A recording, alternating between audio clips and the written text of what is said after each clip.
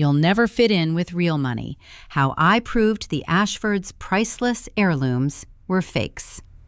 By the time dessert was served, the envelope sat on the mahogany table between the salt cellar and my father-in-law's reading glasses, cream-colored, my name printed on it in the calligraphy the family used for its informal occasions.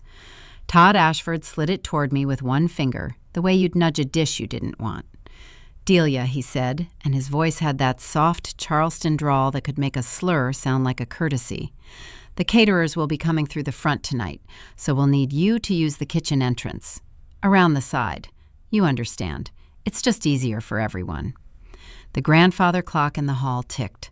Somewhere, a pot of she-crab soup was warming, and the smell of it drifted through the dining room, rich and buttery, and not meant for me.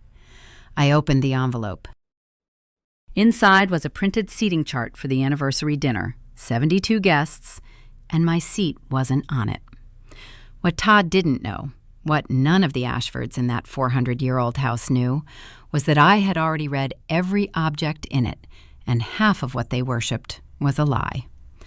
I didn't slam the envelope down. I didn't cry, though my throat did that thing where it closes like a fist. I set it back on the mahogany, squared its edge to the tables, and smiled at Todd the way you smile at a man who has just handed you the exact tool you were waiting for. But I'm getting ahead of myself. Let me take you back, because the back entrance wasn't the beginning. It was only the moment I stopped pretending. My name is Delia Ashford, and I was born Delia Boone in a rented duplex in North Charleston, above a laundromat that ran its dryers until 11 every night. My mother, Renata, cleaned houses on the peninsula, the big pastel ones with the joggling boards on the porches and the Confederate jasmine climbing the gates. She'd come home smelling of Murphy oil soap and other people's furniture polish, and she'd tell me about the paintings. My mother had an eye. She'd wipe down a Hunt Country oil in some banker's parlor and say, "Delia, that horse is wrong. The light comes from the window, but the shadow falls toward it. Somebody copied it and didn't think." She was right about that painting. She was right about a lot of them. We had $11 of margin most weeks. I know because I did the math at the kitchen table under a lamp with a scorched shade on the back of the light bill envelope. I learned to see value where nobody assumed it lived. A thrift store Majolica plate, a Newcomb pottery vase somebody's grandson had put on a yard sale card table for $5. I sold that vase at 19 for $1,100 to a dealer on King Street, and I watched his face while he tried to keep it flat, and I understood in that second that the whole business ran on faces, on what people needed you not to know. I put myself through the College of Charleston on scholarships and a job hanging shows at a gallery for $9 an hour. I studied art history and, because I was hungry and practical, chemistry. Not enough to be a chemist, enough to understand what a canvas is made of, why titanium white in a painting that claims to be from 1890 is a confession, since it wasn't commercially available until around 1921. I apprenticed under a conservator named Harold Vance, who paid me almost nothing and taught me almost everything. By 34, I owned my own firm, Boone Provenance and Authentication, 3 rooms above a framer's shop on Broad Street, 1 microscope worth more than my mother's car, and a client list I never, ever discussed at parties. That was the seed of the whole thing, and I kept it buried where the Ashfords would never think to dig. I was the person the great houses called, quietly, when they needed to know if the thing on the wall was worth insuring, or worth divorcing over. I authenticated art. I unmasked fakes.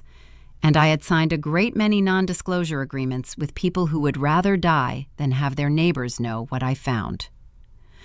I met Todd Ashford at an auction preview at the Gibbs Museum, a benefit for the Historical Society. 38 of us in a room with 2 warm Chardonnay in plastic cups that pretended to be glass. He stood in front of a Charles Fraser miniature and said to no one, "My family has 3 of these." He was tall, easy in his skin, with a laugh that arrived before the joke did. When he found out I was in art, his eyes lit up like I'd confirmed something flattering about him. I let him think I ran a little gallery. It was easier. I want to be fair to the good years, because there were good years. For a while, Todd was kind in the small ways that count. He learned that I take my coffee with too much cinnamon, and he bought the cinnamon in the big warehouse tub so we'd never run out. We watched terrible cooking competitions on the sofa with a bag of the cheap kettle chips he liked, and I pretended not to. He'd rub my feet when I came home from a 14-hour condition report with my eyes full of sand. We married in the second October we knew each other, a small thing at the Laguerre Waring House under the live oaks, 40 guests, and my mother wore a dress the color of a robin's egg and cried into a paper napkin because the cloth ones were too nice to ruin. I keep the photograph in my wallet still. The Ashfords did not come to the wedding. They sent a card and a check for $500, which, from a family whose land holdings alone ran into 8 figures, was its own kind of sentence. Marguerite Ashford was unwell that weekend. Bennett was expected in Camden for the trials, the horse trials. Preston, Todd's older brother, sent his regards through an assistant. I told myself it didn't matter. I had my mother in her robin's egg dress and a husband who rubbed my feet. What did I need with a mausoleum full of people on the Battery? I found out slowly, the way you find water damage. First the faint stain, then the whole ceiling. The first wrong note came 4 months in, at a Sunday dinner at the family house on East Bay, that pink Georgian pile with the wrought iron balconies and the double staircase Marguerite called the bridal stair. I wore a navy sheath I'd saved 3 paychecks for. How resourceful, Marguerite said of it, the way you'd note a place setting the caterer got wrong. You'd never know. She didn't finish the sentence. She didn't have to. Over the soup, Preston asked me what my people did, and when I said my mother cleaned houses, the table went quiet in a way that had texture, that had a temperature, and Bennett cleared his throat and asked Todd about the Kiowa property. And Todd, this is the part that took me months to forgive and longer to understand, Todd let it happen. He looked at his soup. He was 39 years old, and he looked at his soup like a boy who'd been sent to bed. I filed it away. I had a quiet place inside myself, cool and dry as a print vault, and I put things there where they wouldn't fade. Marguerite's, how resourceful. The silence with the temperature. Todd's downcast eyes over the she-crab soup. The second note, the paintings. The Ashfords loved to walk guests through their collection. It was the family religion. The Thomas Sully portrait of some great-great-grandmother in the front parlor, the pair of Bierstadt oil sketches of the low country marsh in the library, and above the dining room mantel, the crown jewel, a small, dark seascape the family swore was a genuine Washington Allston, a picture Bennett called the soul of this house, without a trace of embarrassment. They'd had it since before the war, that war, the only one they meant. It was insured, I would later learn, for $2.4 million. I stood in front of that Allston at my 3rd or 4th family dinner and did the thing I can't not do, which is look. And a small, cold bell rang in the back of my skull. The craquelure was wrong. Real age cracks spread like a dry riverbed, branching, following the tension of the ground and the panel underneath. These were too even, too polite. Somebody had induced them, done a competent job, but competent isn't the same as old. I didn't say a word. You don't. You smile and you say, it's a beautiful thing. Which is true, because a good fake is a beautiful thing, the way a good lie is. The third note was Todd himself, and it hurt in a different register, lower and closer to the bone. The phone that started living face down, the gym bag that went to the club 4 evenings a week when Todd hadn't willingly sweated since college, the board dinners for a board I couldn't find any record of, and a name that kept turning up, dropped and picked up too quickly, the way you handle something hot. Laurel. Laurel Pettigrew, who summered on Sullivan's Island, and whose family the Ashfords had wanted Todd to marry since the two of them were in matching seersucker at the yacht club at age 6. Laurel, who just happened to be at the same 3 parties. Laurel, whose perfume, a heavy tuberose thing I smelled on Todd's collar one Tuesday in the wash and would have known anywhere because it was the same perfume Marguerite wore, as if the family had a house scent it bred people to. I want to tell you I confronted him. I didn't. Not then. I watched. It's the whole of my trade. I noticed that Todd had started saying we when he meant his family and you people when he meant mine. I noticed that the joint account he'd insisted on, married people share everything, Delia, flowed almost entirely one direction, and that direction was not mine. I had kept my own firm's accounts separate out of an instinct I couldn't have named, and now I was grateful for it, the way you're grateful for a seatbelt after the guardrail. And then came the anniversary. Bennett and Marguerite's 50th at the country place, the real seat of the family. Not the East Bay house, but the old plantation-turned estate up the Ashley, 1,200 acres, a house the family called Ash Grove, which is where my husband's people had gotten the name for the holding company Todd was so proud of, Ash Grove Partners. 72 guests, a tent on the lawn, the whole gentry of the Low Country, the ones who summered together and married each other and called it society.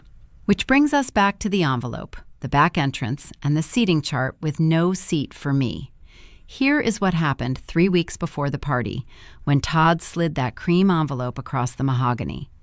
Marguerite was arranging peonies in a Chinese vase she'd bought at auction for what she never tired of calling a great deal at $41,000. Bennett sat with the Wall Street Journal. And Todd, my husband, said the caterers needed the front, so I'd use the kitchen door around the side. It was just easier for everyone. When I didn't answer fast enough, Marguerite looked up from her peonies and delivered the line I'd been collecting the whole marriage without knowing it. "Oh, Delia, don't sulk," she said, snipping a stem. "Some people are born to the front of the house and some to the back. It's not cruelty, it's just the truth. You'll never fit in with real money, dear. It isn't a thing you can learn. Better to know your door and be gracious about it." Bennett turned a page. Todd examined his cuff, and I stood there in the smell of she-crab soup and cut peonies with a seating chart that didn't have my name on it, and something happened in me that wasn't a break. It was the opposite. It was a setting, the way concrete sets. I heard the grandfather clock tick and thought, in my mother's voice, "The light comes from the window, but the shadow falls toward it." Somebody copied it and didn't think. I said, "Of course, the kitchen door, whatever's easiest." And Marguerite smiled back, satisfied, and returned to her peonies. And she had no idea, none of them did, that she had just handed the authenticator the one thing she'd been waiting for, an invitation to a room full of everything they loved. I drove home the long way, over the Ravenel Bridge, the harbor-going pewter under me, and the container ships stacked like a child's blocks. And I did not cry. The movies always give you the woman weeping over the wheel. I didn't. I felt cold and clean and enormously calm, the calm of a surgeon finally given permission to cut. I pulled into the driveway of the little single house on Trad Street that I'd bought. I, Delia Boone, with my own money, before Todd, a fact he liked to forget. And I sat in the car and made a phone call. Paula Reyes had been my attorney for 9 years and my friend for 11.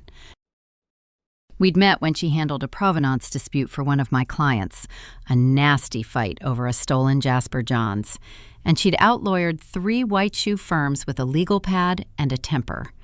She answered on the second ring, chewing something. "It's 9 at night, Delia. This better be good." "Paula," I said, "I need you to pull my prenuptial file, my firm's incorporation papers, and every statement from the joint account for 2 years, and the best forensic accountant you know who can be discreet." I heard her put down whatever she was eating. "Okay," she said, and her voice dropped into the register I trusted more than any other in the world, the one that meant she was already 3 moves ahead. "Tell me what he did." So I told her. All of it. The soup, the silence, Laurel, the perfume, the joint account, the back door. You'll never fit in with real money. And when I got to the paintings, the too polite craquelure, the small, cold bell. Paula, who has heard everything, was quiet for a long moment. "Delia," she said slowly, "are you telling me the Ashford heirlooms are fakes?" "I'm telling you," I said, "that I'm going to find out, properly, on paper, and then I'm going to decide what to do with the truth." The next 11 weeks were the quietest, most patient work of my life. There was no drama in it, no shredded documents at midnight, nothing you could point to and call revenge. There was only method. There was only the trade. I started with what I could do myself. I had been in that house dozens of times, and I have a memory for objects that borders on the unkind. I had photographs, too. In the background of 100 blurry pictures of Todd's cousins, the paintings hung on their walls, patient as saints. I pulled every image and built a file. The Sully portrait, the Bierstadt sketches, the Alston seascape over the dining room mantel. Then I did what I do for paying clients, except the client was me. I ran the provenance, the documented history of who owned a work, from the artist's hand to the wall it hangs on now. And every gap in that chain is a place a forgery can be born. The Ashfords told a beautiful story about their pictures. Stories aren't provenance. I spent 3 Saturdays at the South Carolina Historical Society and 2 more at the Gibbs, and found the family's documented purchases, the estate inventories, the insurance riders going back to the 1920s. And I found the seam. In 1931, in the pit of the Depression, Bennett's grandfather, old Cassius Ashford, land poor and cash desperate, had quietly sold the real collection, the genuine Alston, the genuine Sully, all of it, to a dealer in New York to keep Ashgrove out of the bank's hands. The bills of sale sat in a ledger nobody in the family had opened in 90 years, because the family had built its entire identity on the fiction that the Ashfords never sold, never bent, never needed. And then, this was the part that made me laugh out loud in the reading room, once, sharply so that the archivist looked up. Old Cassius had commissioned copies. Good ones from a competent studio hand named Emile Rousseau, who advertised faithful reproductions for the discerning family in the back of the society pages. Copies to hang in the empty frames so the neighbors would never know the Ashfords had blinked. And over 3 generations, the family had forgotten it was a fiction. They'd started believing their own paintings. They'd insured the copies as originals. They'd built a religion on Emile Rousseau's polite, too even craquelure. I had Paula's forensic accountant, a soft-spoken man named Gerald Okafor, trace the insurance. It was worse than I'd guessed, and better for me. The Ashfords carried a fine arts rider through a syndicate that valued the collection at a hair over $6 million. They'd paid premiums on that valuation for decades, and, here was the blade, they'd twice borrowed against the collection as collateral. The paintings weren't just their pride. They were on the family's books as assets, real money resting on Emile Rousseau's forgeries. Meanwhile, Paula read my prenuptial agreement the way I read a canvas. The prenup, which Todd's own family had insisted on to protect the Ashford holdings from me, the gold digger, turned out to be a fortress with the gate facing the wrong way. It walled off the Ashford money from me, yes, but it also, cleanly and completely, walled off my money from them. My firm, my house on Trad Street, my accounts, my reputation, all mine, separate, untouchable. The document Marguerite had crowed about, the one designed to keep the help from getting her hooks in, was the same document that meant I could walk out with everything I'd built and Todd could not touch a dollar of it. Bennett had paid a very good lawyer to lock me out, and in doing so, had locked me safely away from the wreck I was now going to make. And Laurel. Gerald found Laurel too, though I almost wish he hadn't, because it was so small. There was a credit card trail, a suite at the Wentworth Mansion, a weekend in Asheville, a bracelet from Krogan's on King Street that had certainly never touched my wrist. Todd had been careless in the way of men who have never once faced a consequence. I didn't rage.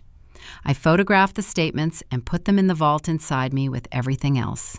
And I felt, honestly, mostly tired. The affair was the least interesting thing about my husband. The interesting thing was the paintings, because they were the truth about all of them.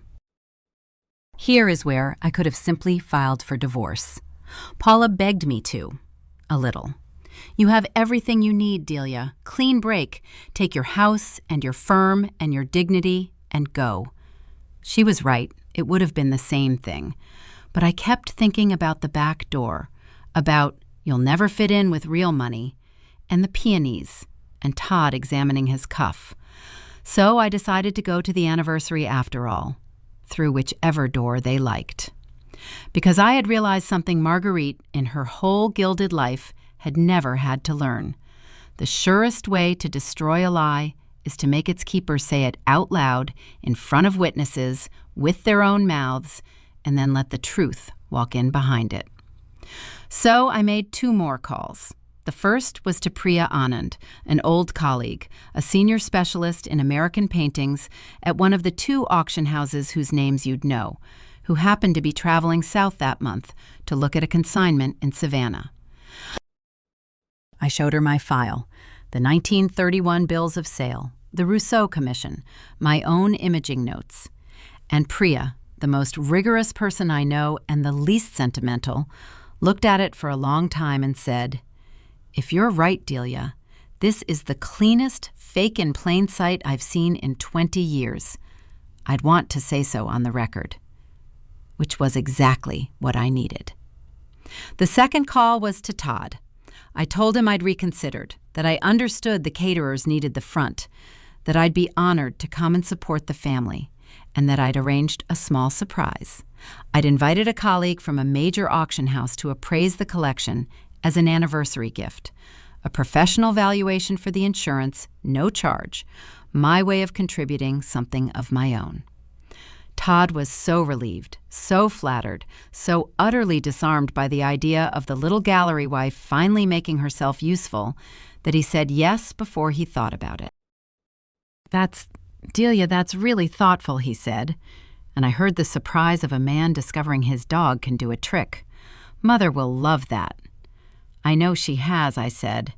"I want to do this right. I want everyone to know exactly what those paintings are worth."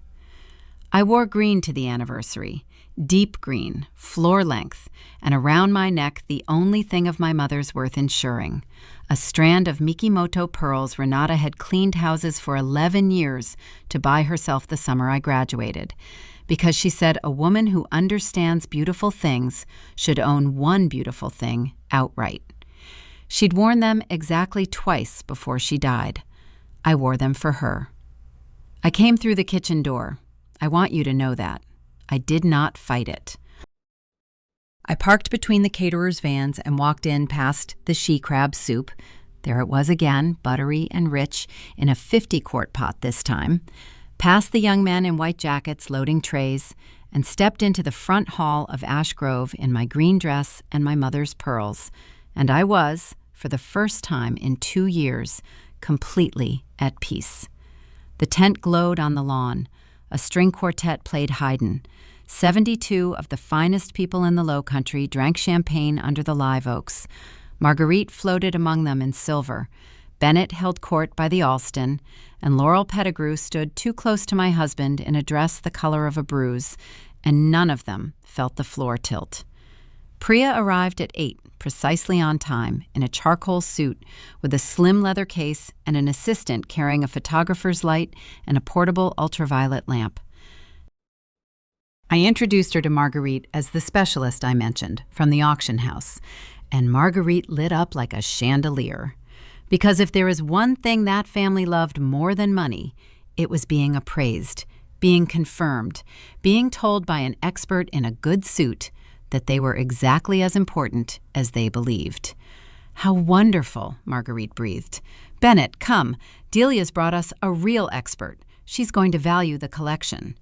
And Bennett, pleased, boomed to the nearest cluster of guests, "Come see this, everyone. We're having the collection appraised. Family treasures. Some of these have been with us 200 years. I said nothing. I let him gather his audience. I let him do it himself. Priya was flawless. She started with the Sully in the front parlor and said in a clear voice that carried, "This is a very fine work in the manner of Thomas Sully. Studio quality. Not by Sully, though. You can see it here under the light." She switched on the UV lamp. The guests leaned in, and the varnish fluoresced in a way that even they could see was too young, a modern hand. Marguerite's smile stayed fixed, but her eyes moved. She moved to the library, to the Bierstadt sketches. "Reproductions," she said kindly. "Skilled ones, circa 1930. The pigment's wrong for Bierstadt. This white here, it wouldn't exist for another 30 years after he died. Titanium. I'd taught her nothing. She knew it in her sleep. But I heard my own life in her mouth and could have wept. The murmur grew a spine. Bennett had stopped booming. And then we came to the dining room, to the mantel, to the soul of the house. Priya stood before the little dark seascape for a long time. The room had filled behind her. 40 people now, champagne forgotten, Marguerite by the door with her hand at her throat, Bennett gone the gray of oyster shells, and Todd pushing forward through the crowd with his face doing something I'd never seen it do, because Todd had never once in his life watched a wall come down. Priya raised the ultraviolet lamp, looked, and then turned to the room and said in that same kind, terrible, unhurried voice, "This is a competent copy of a Washington Allston seascape. The original was sold in 1931. There's a documented bill of sale. This panel was painted afterward to replace it. As an Allston, it has no value. As a period reproduction, perhaps $800. I'm sorry. $800.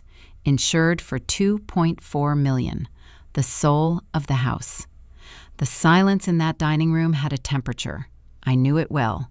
I'd been collecting it for 2 years.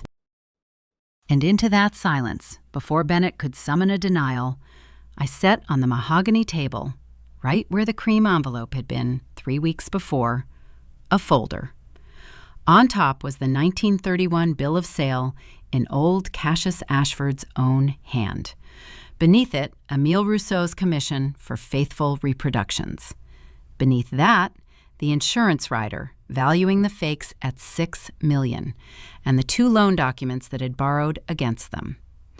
"I didn't want you to hear it only from a stranger," I said, and my voice was very quiet, and it carried the way quiet does. "So here's the paper.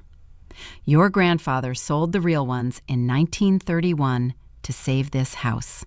He replaced them with copies so the neighbors wouldn't know he'd needed to. And then you all forgot. You insured the copies, you borrowed against them, you built a religion on them." I looked at Marguerite, at Bennett, at Todd, one at a time, the way you'd read 3 canvases. "You told me I'd never fit in with real money. I spent my whole career learning exactly what real money is and exactly what it isn't. It turns out I know more about what's real in this house than anyone who was born in it." Todd said my name, just Delia, the way he'd said it over the envelope, except now it cracked in the middle. He reached for the folder. Paula, who had come, of course, in a black suit, my witness, my friend, standing by the sideboard the whole time like a woman waiting for a train she was certain would arrive, slid a single sheet across the table before his hand got there. "Don't touch her documents," she said pleasantly. "These are copies. She has more. And these," a second sheet, "are the divorce papers. And these," a third, "are the statements from the Wentworth mansion. Ms. Pettigrew, you're in this one." Laurel, by the window, made a small sound and set down her champagne. I have been asked since whether I felt triumphant in that moment. I didn't, not the way you'd think. Watching Bennett grip the back of a Chippendale chair to stay upright and Marguerite's mouth work with no sound, what I felt was closer to the quiet at the end of a long condition report, when you set down the loop and the truth is simply there, indifferent to whether anyone wanted it. The she-crab soup had gone cold in its pot, and by the time the caterers, who did not know what had happened, carried in the dessert, a towering croquembouche, 72 puffs of choux and spun sugar for an anniversary that no longer meant what it had that morning, the reckoning was complete. It had taken about 40 minutes. It had taken 90 years. The divorce was clean because Bennett's own good lawyer had made it clean 2 years before either of us imagined this night. The prenup held perfectly. The fortress they'd built to keep me out kept me safe. I walked away with what was always mine, my house on Trad Street, my firm, my mother's pearls, my name, which I kept because Delia Ashford was the woman who'd survived them, and I'd earned her. The Ashfords settled quietly with their insurance syndicate to avoid a fraud investigation, which cost them a great deal more than dignity, and the loans came due, and Ash Grove went on the market that spring. 1,200 acres, a rare low-country estate with historic provenance. The listing used the word provenance. I did enjoy that. 6 weeks after, on a Sunday, I had the people who'd stood by me to dinner at Trad Street, Paula and Gerald Okafor and Priya, who'd flown back down, and Miss Odell, my mother's church sister, who'd known me since I was in a car seat. I cooked. Badly, but I cooked. We ate at my own small, scarred table and drank a Riesling that cost $14 and was perfect. And at some point, Paula stood up with her glass and said, "To the girl from over the laundromat, who'll never fit in with real money." And the whole table groaned and laughed, and she finished, because she is too busy telling real from fake to bother fitting in with anybody. To Delia. And my throat did that thing again, the fist, except this time it was the good kind. I did one more thing that mattered. I started a scholarship at the College of Charleston in my mother's name, the Renata Boone Award, for a first-generation art history student who cannot afford the trip to see the paintings in person. $10,000 a year, forever. The first recipient was a girl from Goose Creek whose mother, it turned out, also cleaned houses. I did not tell her that part. She'll figure out the important things on her own. Her kind always does. As for Todd, I saw him once more, the following winter, on the sidewalk outside Krogan's on King Street, the same jeweler where he'd bought Laurel her bracelet. He was coming out, I was walking past. He'd put on weight and lost the easy thing in his face, the thing that used to arrive before the joke. He was living, I'd heard, in a rented condo off Coleman Boulevard in Mount Pleasant, which for an Ashford was a kind of exile. And he sold real estate now, other people's houses. And Laurel Pettigrew had married a bond trader in Atlanta the spring the estate went up for sale. He saw me. He stopped. Something moved behind his eyes. An apology, maybe, or the ghost of one, or just the reflex of a man who has learned, too late, to be afraid of the woman he mistook for furniture. "Delia," he started, "you look—" I didn't wait to hear which word he'd chosen. I saw all of it in a single glance, the softened jaw, the discount overcoat, the small, permanent stoop of a man who would spend the rest of his life at the back of every room that used to be his. And I understood that there was nothing left in him worth authenticating. My mother's pearls were warm at my throat, the harbor smelled of salt and diesel behind me, and King Street was gold in the low winter light. I gave him the smile you give a copy you've already appraised, and I turned and I walked toward the front of wherever I was going, and I did not look back.